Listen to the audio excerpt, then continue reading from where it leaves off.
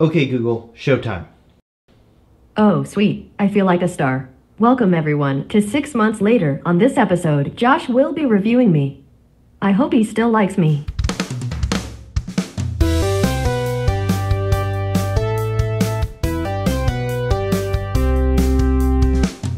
Smart home speakers made a huge splash a few years back when Amazon first debuted its Echo smart home speaker device with the Alexa assistant. Now fast forward to today and we have 3 predominant smart assistants that by the end of this year will all be living in at least one smart home speaker device.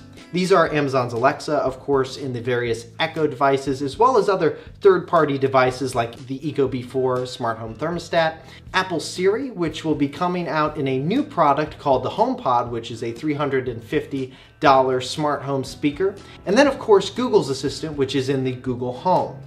So what makes the Google Home a great choice for a smart home speaker? Well, for me, it boils down to 3 main points, which are the design, search, and smart home functionality.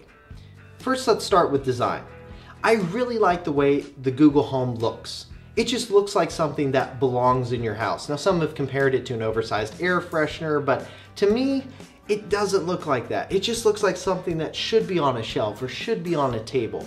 And this is compared to Amazon's Echo, which oftentimes can look like something that's a little too futuristic, and depending on where you put it in your house, could look a little out of place.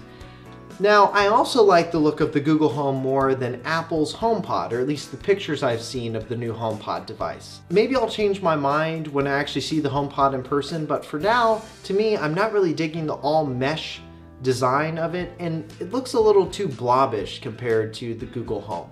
The way the Google Home lights up to let you know it's listening and how it changes the LEDs at the top for different actions or situations, it's really well thought out. I especially love how intuitive the volume controls are on it.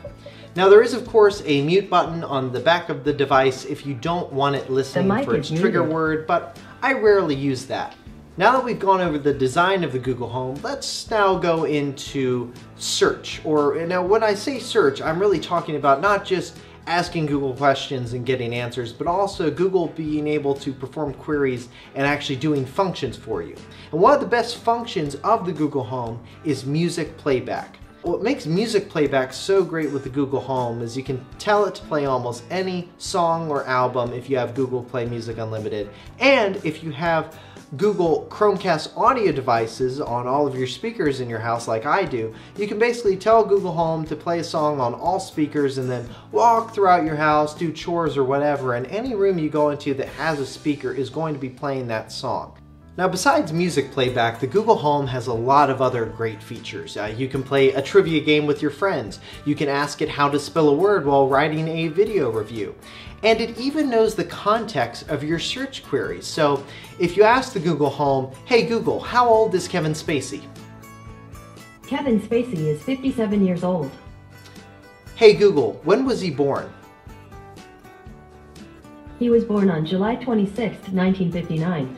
Now you'll notice that the Google Home knew I was still talking about Kevin Spacey because it knew the context of the search query.